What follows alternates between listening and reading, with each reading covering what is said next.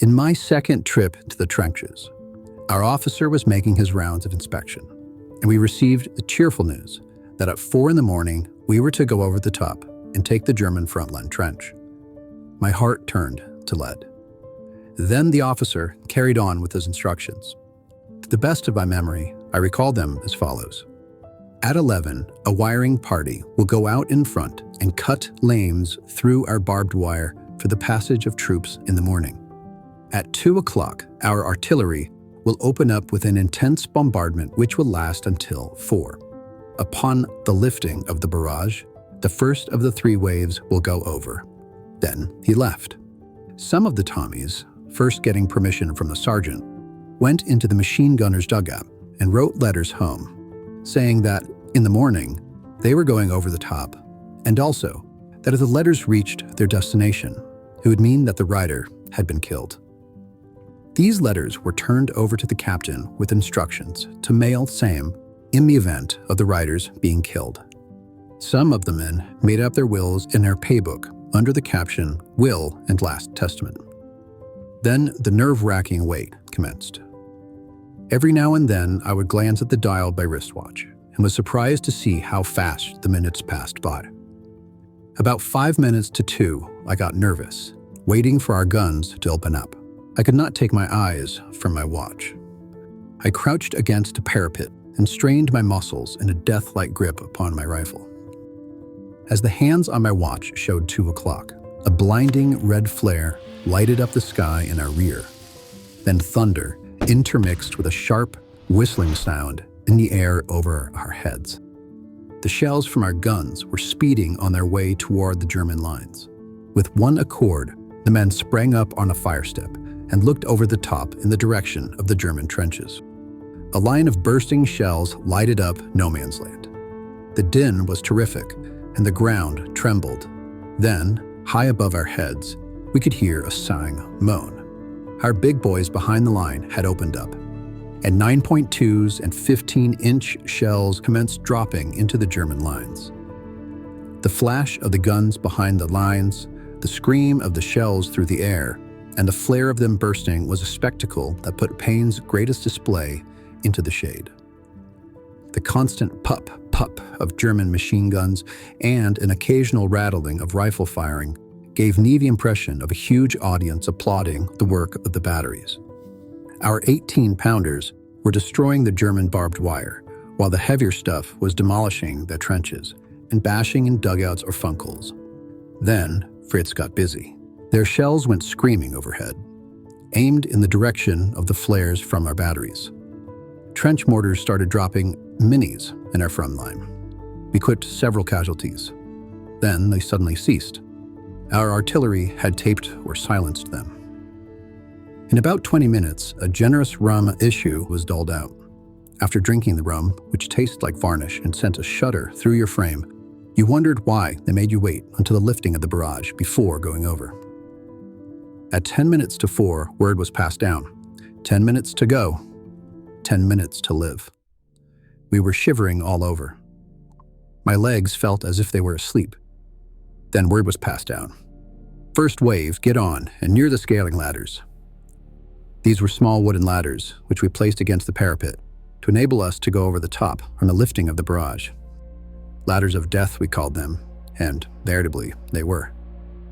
Before a charge, Tommy is the politest of them. There was never any pushing or crowding to be first up these ladders. We crouched around the base of the ladders waiting for the word to go over.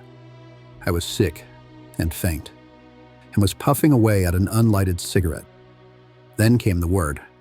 3 minutes to go. Upon the lifting of the barrage and on the blast of the whistles, over the top with the best of luck, and give them hell. I glanced again at my wristwatch. We all wore them, and you could hardly call us sissies for doing so. It was a minute to 4. I could see the hand move to the 12. Then the dead silence. It hurt. Everyone looked up to see what had happened, but not for long. Sharp whistle blasts rang out all along the trench, and with a cheer the men scrambled up the ladders. The bullets were cracking overhead, and occasionally a machine gun would rip and tear the top of the sandbag parapet. How I got up that ladder, I will never know.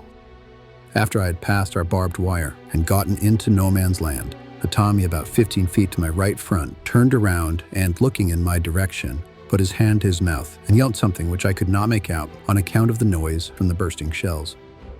Then he coughed, stumbled, pitched forward, and lay still. His body seemed to float to the rear of me. I could hear sharp cracks in the air about me. These were caused by passing rifle bullets. Frequently, to my right and left, little spurts of dirt would rise into the air, and a ricochet bullet would whine on its way. If a Tommy should see one of these little spurts in front of him, he would tell the nurse about it later. The crossing of no man's land remains a blank to me. Men on my right and left would stumble and fall. Some would try to get up, while others remained huddled and motionless. Then, smashed-up barbed wire came into view and seemed carried on a tide to the rear. Suddenly, in front of me loomed a bashed-in trench about 4 feet wide.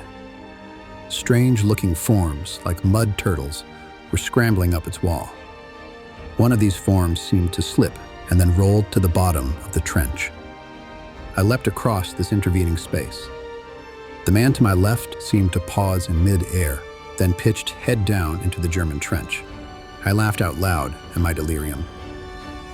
Upon arriving on the other side of the trench, I came to with a sudden jolt. Right in front of me loomed a giant form with a rifle which looked about 10 feet long, on the end of which seemed 7 bayonets. These flashed in the air in front of me. Then, through my mind, flashed the admonition of our bayonet instructor back in Blighty. He had said, "Whenever you get in a charge and run your bayonet up to the hilt into a German, the Fritz will fall. Perhaps your rifle will be wrenched from your grasp.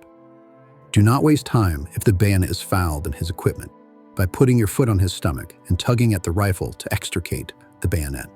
Simply press the trigger and the bullet will free it."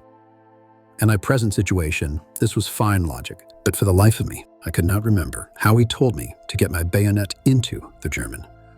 To me, this was the paramount issue. I closed my eyes and lunged forward.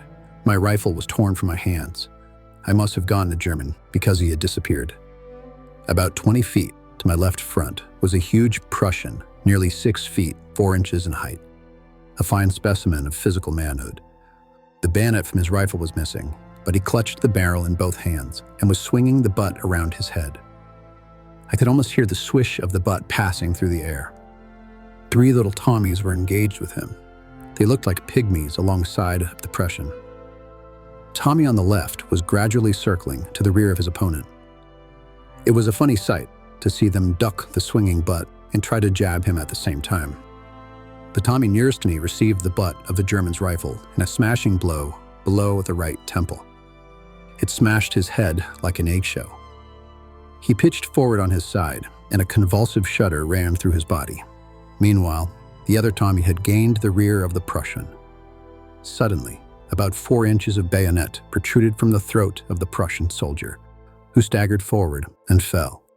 I will never forget the look of blank astonishment that came over his face. Then, something hit me in the left shoulder, and my left side went numb. It felt as if a hot poker was being driven through me. I felt no pain, just a sort of nervous shock. A bayonet had pierced me from the rear. I fell backward on the ground, but was not unconscious because I could see dim objects moving around me. Then a flash of light in front of my eyes and unconsciousness. Something had hit me on the head. I've never found out what it was. I dreamed I was being tossed about in an open boat on a heaving sea and opened my eyes. The moon was shining. I was on a stretcher being carried down one of our communication trenches. At the advanced first aid post, my wounds were dressed, and then I was put into an ambulance and sent to one of the base hospitals. The wounds in my shoulder and head were not serious, and in 6 weeks, I rejoined my company for service in the front line.